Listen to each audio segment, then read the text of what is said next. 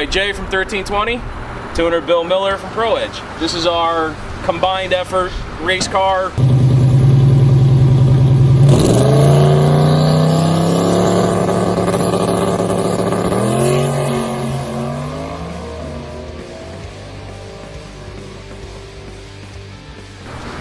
Kind of street car, not really almost anymore, but it does drive on the street if I want to. But this is the Antichrist.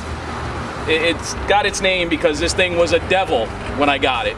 We had all kinds of issues with the car. Car came from, what's it all about? Canada. Oh, Canada. From Canada. So anyways, it originally had a beheaded 4.6 iron block in it. That block actually did very well for us, and we got that to run high 7s at the end of 2018. So we hurt the motor, we split the block, so we decided to put a GT500 motor in it. A lot of really good people involved in this. So this is where I'm gonna give all my friends and sponsors, and this is where you get all your shine, right? So Chris Starnes, huge contributor to this combination, this car. It's got his cylinder heads, it's got his cams. TKM did the short block. Kevin Mullins and those guys over there, obviously they're setting records every weekend, and their stuff's all top notch. So I have their short block in the car. Myself, Bill, and our friend James Spidell from Spidell Supercars in New York, another huge part of the program on this car. James came over. He always helps us do degree to cams and stuff because he's super tedious with that stuff. And so that's basically the engine. It's got a Holley EFI. It's got twin precision 76, 75 Gen 2s, front mount air to air. It's got a turbo 400 built by Anthony Apuzzo of Accurate Transmission here in Connecticut. He's based in New Haven.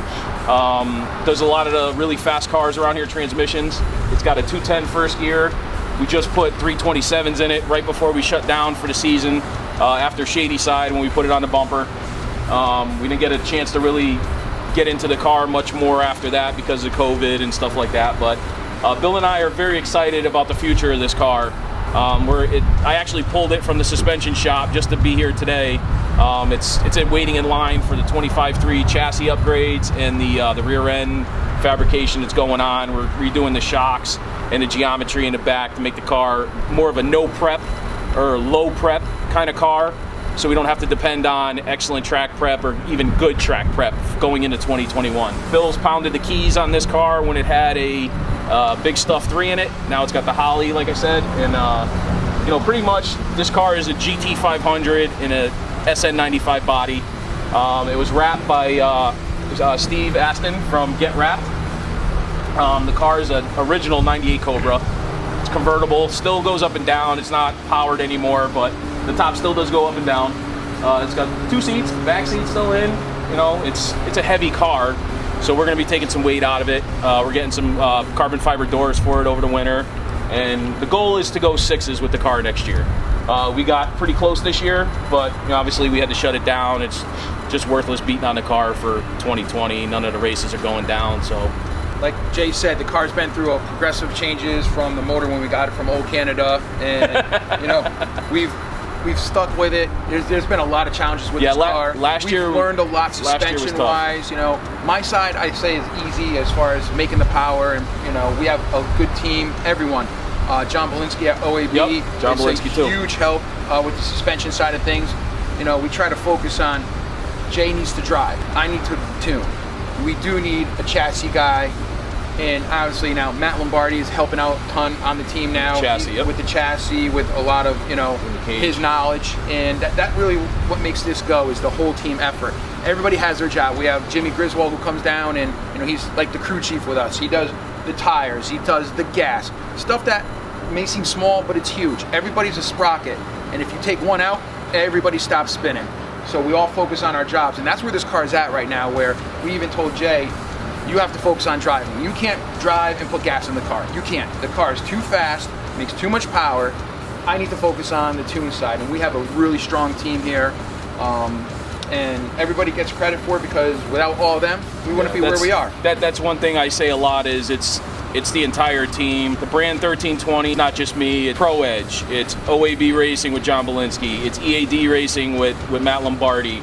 It's everybody. Chris Starnes Racing. It's everybody who's had a hand in this. And last year when we had our engine problems with the old engine builder, you know, a lot of people would have thrown in the towel. You know, there were times where I was saying to my wife, why the hell am I still doing this? But I still do it because I love it, and this is what makes me tick, unfortunately, because it's so expensive, but it's something I have a passion for. And you know, I'm super proud of this car because of those issues. It's not, you know, we just didn't get a turnkey 7-second car. When we got the car, it was a 9.0 car. It had problems. It barely ran. Yep. It had V-bands. The turbo kit was dog.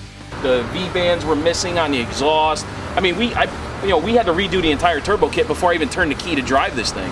So, you know, a lot of people, you know, oh, you bought a turnkey. No, I didn't. No. Not even close. Years. This car's best pass was, I believe, an 860 in Canada. And when I got it, it barely went in the 9s. We got it to run 830s in 4 months of ownership at SGMP at Mod Nationals in 2017, and we came in 3rd place with 100th off from 2nd place in the True Street class. So that being said, having the car only 4 months and being able to go out and be competitive was a huge accomplishment, especially a low 8-second car. And then we decided, okay, let's step it up, but we still had the same motor. We put bigger turbos on it, the 6870s.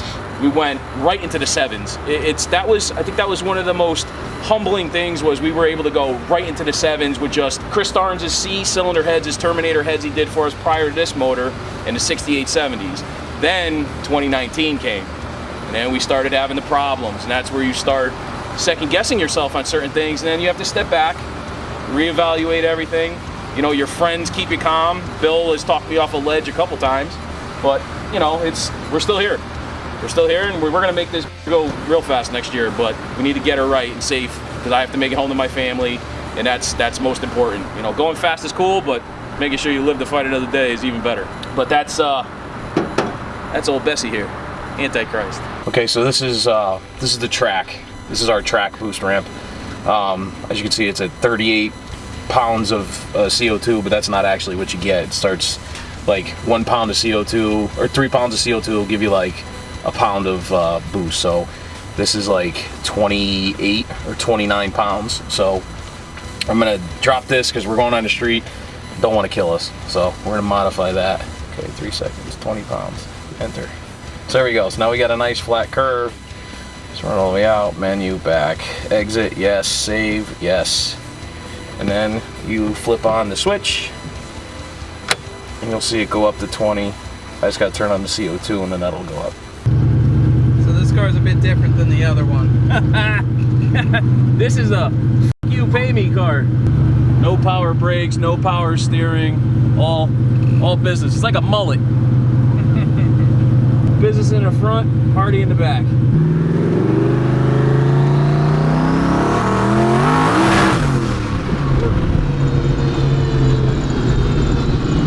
Yeah. Spun the tires the whole time.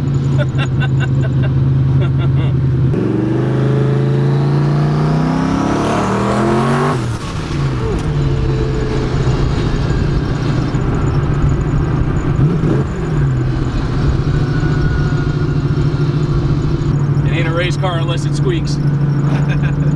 That's any new Edge or SN95 car. Oh yeah. See the marks right there. Yeah. Yeah, those are hard. I think those are the marks from when we did 1, 2, 3 in the Shelby. Oh yeah. Yeah, let's go. And this is only 25 pounds of boost.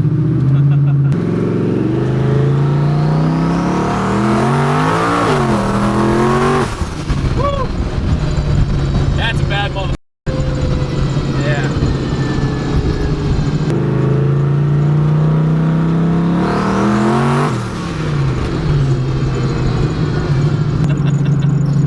Oh, It just wants to go. Yeah.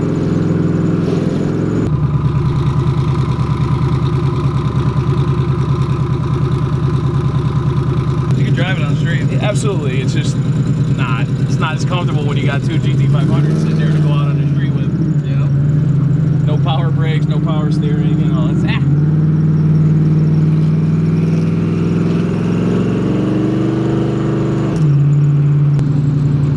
Oh, and no AC in this one either. Yeah. I've figure that one. This is our only car that doesn't have AC.